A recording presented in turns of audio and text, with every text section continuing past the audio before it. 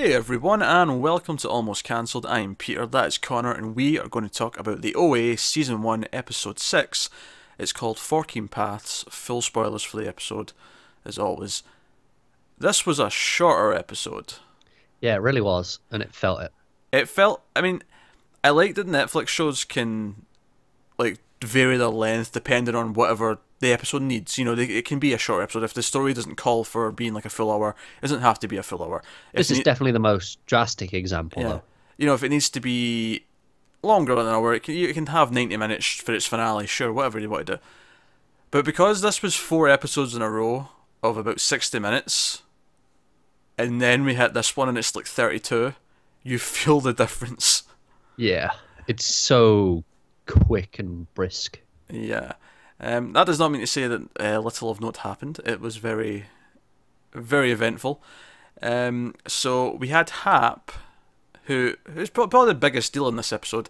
Hap, so now he's aware of everything that's going on. He's actually keeping track. He's watching for the movements, and we find out that over another year of time passing, that they learn a 4th movement. Renata gets the 4th one, but they're still waiting on Rachel possibly getting one, and they're worried that Hap may get it first, and he might try and use it or whatever that means. And obviously, the title "Forking Paths" is directly related to something that Prairie says to the group in present day, but I think it also implies a lot, just the idea that a lot of this episode is a turning point in terms of what's going on. Because we see Hap, quote unquote, he's lonely. So he goes to visit a colleague who apparently is doing the same thing. Yeah, because they never overtly say, but he's very much implying he also has human specimens. Yeah, I mean, I'd go as far to say they do everything but just flat out say humans. He clearly talks about killing them. He's talking about you know what I do, high turnover. Because I thought that was an interesting bit, because Hap asks him, "How do you not get attached?" Which implies he is getting attached to these people, especially Prairie. That's definitely something that's sort of brought up in this episode. We actually got a comment on the last review, which is, it's not even been that long since it went up, but someone talking about how the reason why he let Scott die, the reason why he was so distracted was because it was right after he said, "Oh, she started calling you the angel killer or the angel hunter." Yeah, and that's what distracted him. It was specifically because it was something she said that was negative about him. Heaven forbid the woman that you've kidnapped and locked up for years has something unpleasant to say about your personality. But that said, that's a damn cool nickname, the Angel Hunter. Yeah, I wouldn't mind that nickname. I'd be down with that. I mean, yeah, me too. I mean, I'm not going to complain. That's what you want. That's what you want to be my title. I'll take it. Here's something just to do a slight, not a redaction, but just a sort of additional little note on the last episode. Something that occurred to me as I was actually editing the video, of all things. Well, this is the thing. I'm hearing parts of it again. I'm like, oh wait a minute, I've got another thought. It was just something in Alfonso's character. Remember how we spoke about him getting angry about the whole Homer, having sex and, kind of not trying to escape, as if he was giving up. It dawned on me why he did have such a reaction to that. Everything about Alfonso's character is about being in control. The way that he's planning his life out, he's getting the scholarship, he's angry that his mother's not sort of aligning to his plan. He's all about the control, and the idea that, that Homer wouldn't take the control the first chance he gets to take it. Yeah, okay, I get you. It occurred to me as I was editing the last video. But okay. But yeah. So we have this very fascinating scene between Hap and his former colleague, his old mentor. It sounds like, and they're trading ideas, and the colleague's very convinced that he's like a year away from cracking proof that there's an afterlife, and there's a place you go to, a dimension. And again, we're talking about dimensions, and Hap of course has more information on this. He's like, no, I think it's multiple dimensions, it's not just one, because this goes back again to what we were talking about in the last video, because you said, oh, so we're assuming that the place they go in when their near-death experiences is this other dimension. And I wasn't entirely sure because everyone seems so different. But then this kind of answers that. It's no, it is kind of where they're going, but it's multiple places. It's not just one. It's Yeah, we were both right to a degree. yeah, it's just universes X, Y, Z. And although I feel like Prairie isn't. I mean, she's still going to a dimension, I guess, but I feel like she's going to somewhere that's not just one of the other dimensions. I feel like she's going to a Like an intersect. yeah, or even like the overseeing like. It's almost like she's outside of the dimensions when she goes.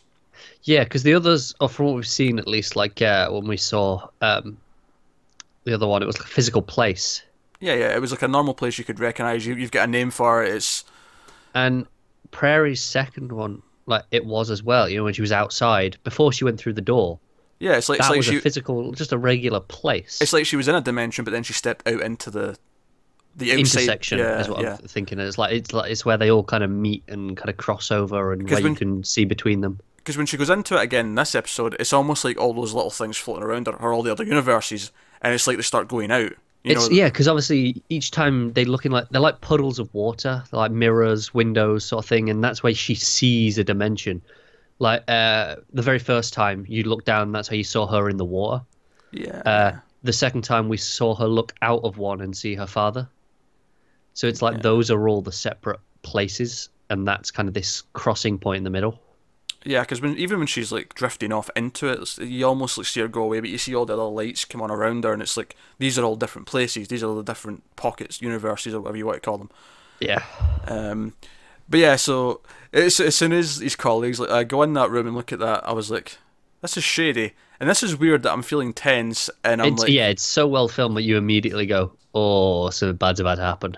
But it's weird that you're sympathizing with Hap, and I think no. I think what it is you don't want him to die, because if he dies, yeah. No, I was going there, but like that was kind of the thought process. Though, is like you're sympathizing with him, and you're like, but why do I care about him? He's kidnapping people and keeping them in cages. But no, we know it's been well established at this point. He's made the threat to at least two of them so far that if something happens to him, he doesn't get back, they all starve to death. Oh man, imagine if he was just in like a car crash or something. But then, so he fights him off and he kills the other guy when he tries to hold a gun up to get the information out of him, and he refuses. What's the thing? And the other guy is clearly worse.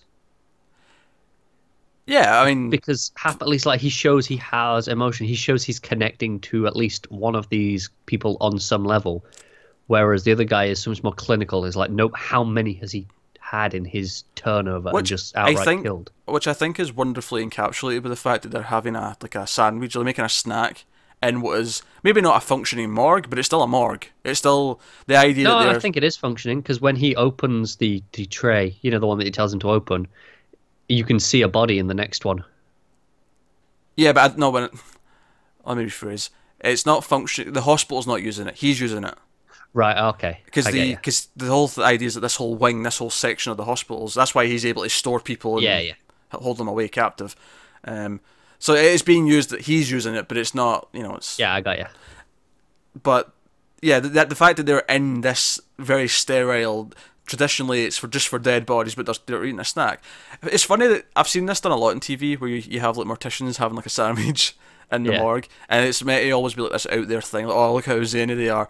Whereas this is more of a thematic thing. It's showing you how into their work these two are, how they are dedicated scientists. So they don't even notice where they are because they're too busy talking about their work. That where they are doesn't even matter to them. Yeah, but. Again, we keep talking about how we're flipping back and forth with how much humanity Hap has. When he's leaving and he's got his scarf around because he doesn't want to be seen, he specifically says to a nurse, call the police. And obviously, as soon as he started speaking, I'm like, alright, okay, he's making sure they find him for whatever reason because it's less suspicious or whatever. But then he says the line, there's other people that might be in trouble, you have to help them. Talking about his captives as if they're in the same situation as his are, where because he won't go back to them, they'll starve to death, whatever they are. And I'm like, that was a very humane thing to do. Yeah, it was that's humanity. But then I immediately thought of a cynical reason for it. Go on. If they find his dead body, they're going to, oh, this someone's been murdered. We have to look for the killer. But if they find his dead body and then find that he's been holding 5 people captive, it almost skews they're less concerned with who killed him and why he had all these people hostage. Yeah, it skews like what their focus is on. Because now it's like, oh, there's these people that are captive. Where did they come from? We need to get them back to the families. Like, they wouldn't ignore the fact that he's been killed, but it would definitely give them a lot more. Would not be as high a priority as people who are still alive. Especially since, as much as obviously police still investigate people's deaths and murders who aren't nice people, you have to imagine there's a subconscious thing where this guy was awful. Maybe we let this one just kind of drift. Yeah. But that said, I'm not entirely sure he is a bad person, because other than the few bits in the last episode where he was actively vindictive, this feels almost like he just doesn't want them to go to waste. Like he's never killed anyone just because he can in this. Like I say, he hasn't got this same turnover that this other guy has. He's not wasteful. I see what you're getting at. I will still argue that I wouldn't use the sentence, he's not a bad person. He's still kidnapping people for years. But he doesn't think of himself as bad. He thinks he's doing it's just necessary for research. From his perspective, sure, he doesn't think he's bad, but he's still bad. Like he's doing is still. He's not been actively evil for any reason other than to further his own research. Because you have to imagine that had he like say he wasn't kidnapping people and he just like he met Prairie, he brought her back, and it wasn't like malintent, and he explained what he was doing, you'd have to imagine that she would probably want to find out more and want to go down like a path of like discovering this. I think you kind of get that in this episode where after she comes back and they're sat in his like control room talking, and she says, "I'm not your friend. I'm not here doing this because I want to. I'm a slave." But it does feel like this is something she is interested in. She can't help her reaction when she hears the sound. Oh yeah, because obviously he comes back and it takes her away. It's like her time to go through the MDE. Which, interestingly enough, when she goes, it's funny how the dynamics completely changed into how this all plays out now. Because obviously, since he's aware of what's going on, and they also want to get this last movement, they're more willing to go through with it because they want to try and get it. So they're not being gassed. She's going, and this is also not her first time, because she does a lot of the preparing herself. She puts on the gel. She knows what she's doing. She ties her hair up. Yeah. She puts on the things. There's a lot more of that. And then the idea that Hap again has been affected by what's just happened with his colleague, but also the idea that he's ready to kind of end this in a way. He says, "Look, we can go. We know the first 2 movements healed people. We could go in somewhere. I'll take you anywhere you want." And he even says, "Look, I kind of see you all as like colleagues or whatever, but like you more than the rest. Like you are kind of special." Yeah, he's at a point where he just wants answers. Like when he was speaking to his mentor at the start, he's not interested in the fame and the money. He just wants the truth. He just wants the knowledge. But he's tempted here to do it. He's tempted to go with her and just make money off healing people. Yeah. You know, which I think is really interesting. Yeah, it's a temptation to just like cut out now and just essentially have a great like rest of your life off what you can already do, but there's more. And she's at this point determined, and she's like, "I'm not taking that deal." Like, yeah, of course not. Screw you. And that's when she goes in, and we get her in the space room again, but Katoon's not there, and all the lights start to go out, and it's obviously they've almost all went out just as she wakes up. Or I say wake up, comes back to life, is resuscitated, is perhaps the correct term for that. But yeah, so and again, showing you how the dynamics changed. She's in the control room with him, with the space blanket, which made me think of Better Call Saul. Me too. I don't think I'll ever see one of them again without thinking of that show. Without thinking of Chuck, yeah. But no, and he plays her some noises, like because he thinks he heard something when she was in. And he plays back noises, and you think it's a recording, and I think we think it's a recording at this point, because we've heard that he's recorded other things from what they've been saying when they're in the NDs, and he plays the sound that she heard, and we heard before as well, and she reacts to it, and he reveals what it is. It's not a recording. He turns the screen, which I have to admit, I didn't even notice the whole scene that there was a computer monitor. I didn't notice the second monitor either until he reached for it. I was like, I think that's just, it shows you how thin monitors are now, that you can easily get away with just seeing the edge and not. I think there's that, and it doesn't help that, like, us in particular are used to having dual monitor setups. So we don't even notice that there's a second one there because it's so normal to us because we have them in front of us anyway. Yeah, both Whereas of us. To some people who have a single monitor might notice it more immediately because it's out of the norm for what they typically see on a day-to-day basis. Yeah. It's because we edit and stuff and do all kinds of shenanigans. But yeah, so he turns the monitor and it's a YouTube clip of the sound that the rings of Saturn make. Which I've heard before, actually. There's a fantastic SoundCloud playlist from NASA where it's just all these sounds from space like that one. It's phenomenal to listen to. For your particular nerdy audiophiles, check out the playlist from NASA. Which I think it's cool. I'm not making fun of you, but I do think it's also a really nerdy thing at the same time, if that makes sense. But it's just such a crazy thing and it sounds amazing. Yeah, which... Where can you actually hear it, though? Because obviously, like, space, vacuum, no sound. Yeah, so it's like he says, it's the electrons, and then it converts that into what would be vibrations. So, do the rings themselves like have like a sort of atmosphere kind of thing? Yeah, I think so. I think they kind of give... It's like what they kind of produce. Because obviously you can see them, so they're producing something. Yeah, and so they're orbiting. Like lights coming off them. Yeah, so they like have to be... Like a thin atmosphere sort of thing around. Yeah, there has to be something for them to exist, essentially. An astronomer in the comments, please enlighten us with the specifics. But no, so no, he plays this sound, and it's this big deal, and it opens all these other questions now. Like, so she was actually in space, or like are the ring, are all the things floating in the ring of Saturn? Is that all the universes kind of thing? Is it even our rings of Saturn? Is it the rings of Saturn but in a different dimension, like a different universe? And who says it's Saturn? Like, who says there's another planet in another galaxy that has a ring? You know. Oh no, I think the implication is that all the rings sound different. Oh, do they? Like, because they're different sizes, and so they would rings on a different planet would have a different sound, different tonality to them. Okay, fair enough. I think it's not entirely unlikely though. There could be a planet of a similar size. No, it's possible.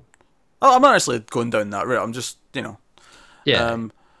But no, I mean, hey, you know what? We've got multiple dimensions. We want to bring space into it. I'm all for space. I love science fiction. I'm just waiting on the time elements that I was theorizing on early on, and then we'll have everything. Yeah. I'm still leaning towards the premonitions not actually being deliberate, like, messages, more that they're just memories from the future kind of thing, and that's why I still buy that as well, but it's still time shenanigans. Oh yeah, it's still time shenanigans, but I think I'm just leaning more to it because that's why they're so messed up. Like, because I feel like if it was direct, it would be more.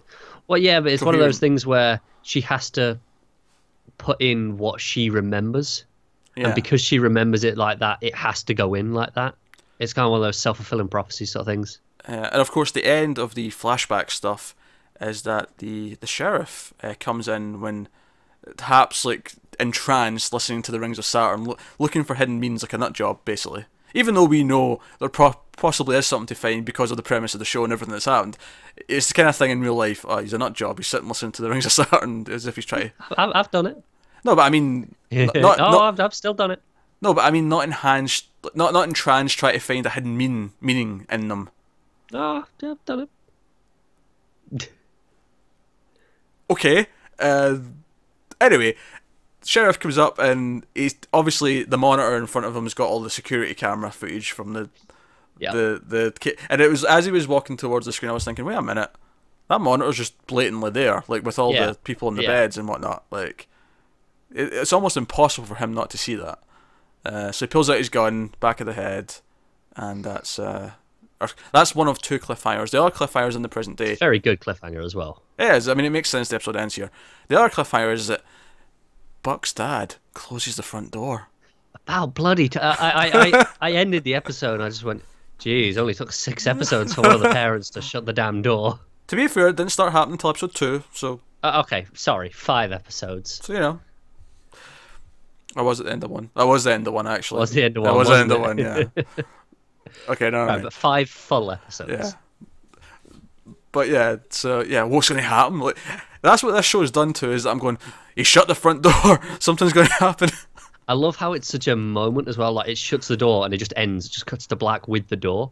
Yeah. It's such a fantastic cut. Yeah, it's funny that it chooses, because they could have swapped those scenes. We could have had that first and then have the gun to the back of Hap's head. Because the Hap being caught thing is more tangible. We know exactly why that's suspenseful, why that's a big thing. And even though it's in the past, it feels like it has more stakes because there's direct consequences. Even though we know she gets out, there's more direct consequences to that than the door because we can't see it. But they choose the door, which I think is actually a smart choice. It's effective because it makes it have more impact, because you're like, oh, they put that at the end as if that's the big deal. That's a bigger deal than the gun and the sheriff. Yeah. Yeah, because if you've got that at the end of your episode, like which is right at the end, you got your gun. It's like, oh, that's a big deal, and then they follow it with something. It's like, that's got to be more important. Yeah. Obviously, we have more of a OA telling the story and talking through things. And this is where we learn a lot about the fifth movement and what it is. I think last video we talked about them maybe having all slightly different moves. That doesn't appear to be the case. It seems to be they all do the same thing, but there's different parts to it. Like, they've got like the sequence, and then it's the fifth part of the sequence they've not got yet, which is fair. But the big bombshell that's dropped in the sort of present day part of the story is that they didn't succeed. They didn't do this, or she didn't do it. Yeah, so how did she get out is now raised as a question. Which is making me think, does Hap do it with the other four, and she's left out? And that's why she was trying to like flatline, so she could have her near-death experience and get there. Go with them. Yeah. Yeah. Is Hap with them? Is he the fifth? And I don't know. And she's not. Yeah. And also, she mentions that when it happens, it'll be invisible, and I'm like, yeah, that's that ambiguity I was talking about. Yeah, that's how they do it. We won't know it's for sure because it's not there. Yeah. Another minor points, Buck and everyone else practicing the movements. Buck's doing it in the mirror. Yeah, I really like that, because obviously it kind of leads to this idea that, no, they trust it now. They believe in this. Whereas at the start, they were like, what on earth's going on here? I like that we found out what the scars were, because obviously at the start we just assumed they were part of the experimentation. It's funny, actually. See, before I started watching this one, I was actually thinking, we still don't know what those scars were. Like, we've seen lots of parts of the test and stuff, but there's still no scars. But right at the start of this one, I'm like, oh, okay, right, okay. Yeah, because you just see him like cutting himself, like, and the blood. It's like, oh, that's grim. And even immediately, I didn't click that that's just what the scars were. Was him? Like, I was just like, what the hell's he doing? What's going on? What have I missed? Like, I felt like I missed an episode. And then she tells you. Yeah. It's like, oh, okay. And I was like, oh, okay, right. I like the idea that they forget things though, and that's why they're never entirely clear on their messages. Yeah. Because like they come back so often, and sometimes it feels like we only get fragments every so often. But then now we know why. They just kind of forget what they had over there. Of course, the 14 paths of the title is how Prairie explains the multiple universes, which, you've heard it before, just in different ways. The idea that every time someone makes a decision, a new universe is created, because there's a universe where you said yes and there's a universe where you said no, kind of thing. And that's how all that went. So, but obviously, big turning points for Hap's character, and even just the way the show's going with his dynamic with the others, and how they're all kind of trying to do the same thing, even though they're still very much captors and captive, Yeah, but they have the same end goal. Yeah, it's really changed the dynamic. So, and the whole idea of the forking path, like even him asking her to go with him, are we going to see a dimension later where she did go with him, and they are healing people with the first two parts of the movement? Yeah, that'd be cool. But no, there you go. That's episode 6. 2 more left. Both of those reviews will be coming tomorrow, so we'll be done by the end of tomorrow. So you can look forward to that. So let us know what you thought of this episode in the comments below. Like and subscribe and all that stuff. It helps us out a lot if you do. Get us on Twitter at mild_fuzz, and we'll see you next time.